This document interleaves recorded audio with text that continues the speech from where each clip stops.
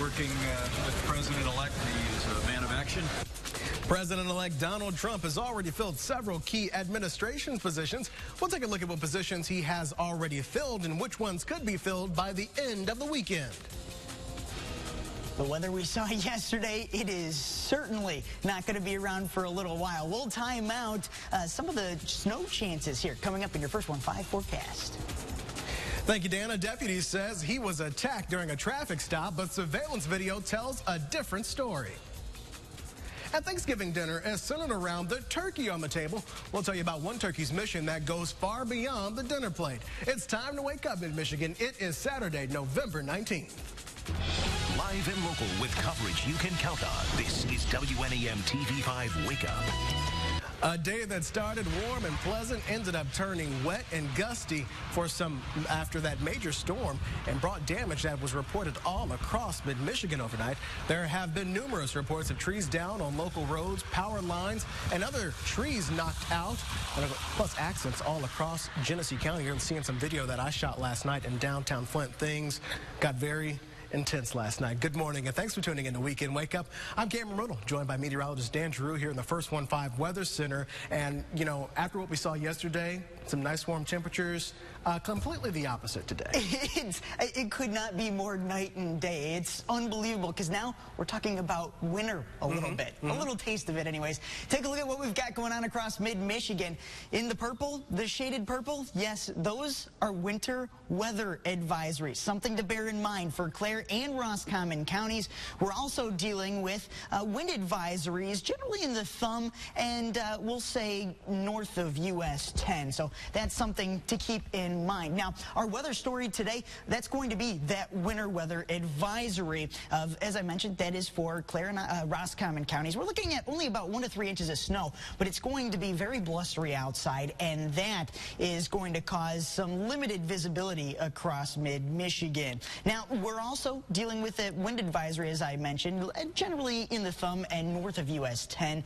Winds out of the west at 20 to 30 miles per hour. They will be gusting to 40 miles per hour, and that's going to be just about across most of mid-Michigan. So it is very breezy out there already. We're looking at winds out of the southwest at about 10 to 20 miles per hour. We're gusting over 20 miles per hour. And look at that. There's a gust in Bay City of 28 miles per hour. So it is very breezy. What does that mean if you're headed out to any football games? Well, not very good news. Noon kickoff in East Lansing against Ohio State. We're looking at temperatures in the mid-30s, winds out of the west 15 to 25 miles per hour. Also dealing with a little bit of snow, at least a few chances for that. And then if you're headed to Ann Arbor at 3:30, temperatures mid-30s once again. Probably not as good of a chance to see snow, but winds out of the west at 15 to 20 miles per hour. Now, coming up in the First 1-5 forecast, we are going to be keeping an eye on this snow. We'll time that out for you coming up in just a few minutes. Cameron? All right, Dan, we'll just have to bundle up. President-elect Donald Trump left New York City for his golf country club in New Jersey. Mr. Trump will spend the weekend working to fill his cabinet. Some of the people already expected to meet with the president-elect on the New Jersey countryside include possible education secretary candidates and Mitt Romney. Despite being a vocal critic, the 2012 GOP nominee is expected to offer counsel. Vice President-elect Mike Pence is leading the transition team. We've got a great number of men and women, great qualifications, come forward to serve this new administration. In the last 24 hours, he's picked 3 conservative loyalties for key administration positions. Yesterday, the president-elect picked Alabama Senator Jeff Sessions for Attorney General and Congress Mike Pompeo of Kansas to head the CIA. Both must be confirmed by the incoming Republican-led Senate, and Democrats admit they likely won't have enough votes to block the nominees. If Republicans stick together, the president will be able to essentially put anyone he wants in these positions. The next batch of announcements could come as early as Monday. And don't forget to count on TV5 for the continuing coverage of Trump's transition to the White House, on air, online, and always at WNEM.com. Meanwhile, Muslims, Christians, Jews, Sikhs, and Buddhists gathered to denounce Donald Trump's talks about a possible Muslim registry.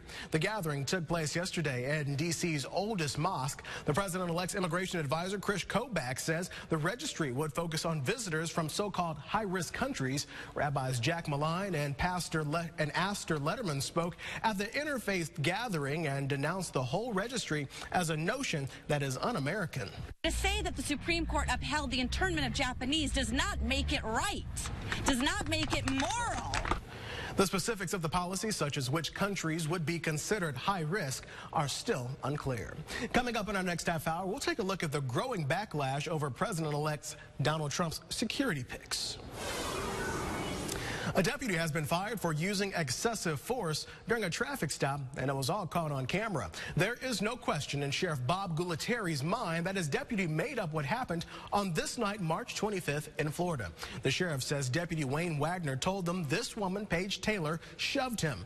The sheriff slowed down the video showing the moment she grabbed her license back. The sheriff says the deputy lied on the report, even charging the woman with battery on a law enforcement officer and resisting an officer with violence. It was clear. I mean, it's clear to anybody watching it that there's no contact, that there was no push, there was no shove, there wasn't anything.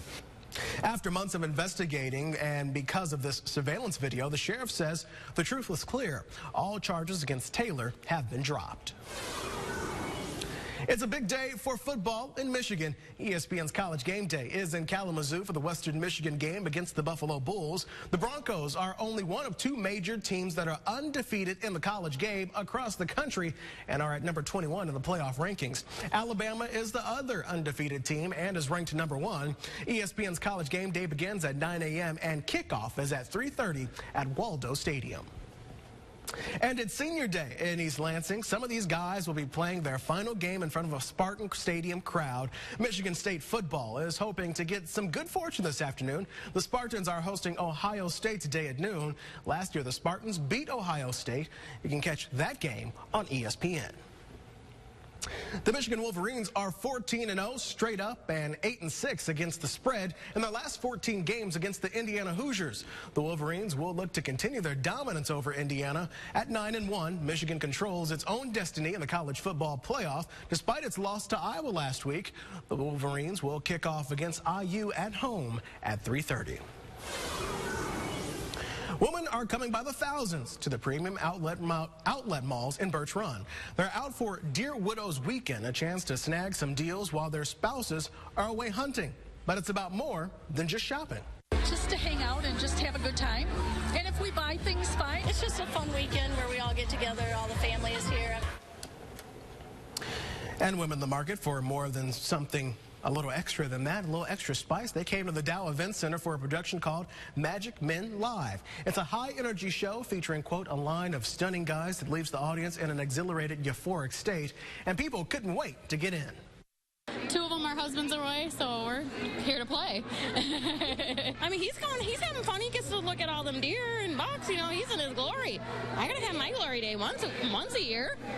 It's only fair. And it looks like the ladies had a lot of fun there last night. Well, Thanksgiving is just around the corner, and feasts are centered around the table, usually involve a turkey. Yeah, but residents of one nursing and rehab center are getting their turkey in a little bit of a different way. It's your morning talker. This is Priscilla. She is a therapy turkey and won't be ending up on anyone's dinner table.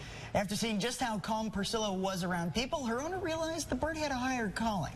Priscilla's mission is to bring smiles and faces to brighten up the day at the Village Springs Nursing Center in Arkansas. And, you know, as nice as that turkey is, come Thursday, I don't want my turkey smiling back at me. No, I'd have to agree with you on that one, and I will certainly be a lot happier if it's in my stomach. I like my turkey deep fried, but that is a nice one. Oh, yeah, absolutely. Priscilla can stay. And it is 8:09 for TV5 News Time. And still to come this morning, a U.S. Marshal killed in the line of duty. We'll tell you what led up to the shooting that took this life. And the Zika virus is no longer a global emergency. We'll tell you why health officials say that doesn't mean Zika may not be a problem. And lace up your running shoes and grab your antlers. Straight ahead, we'll tell you about a fun running that is happening this morning through downtown.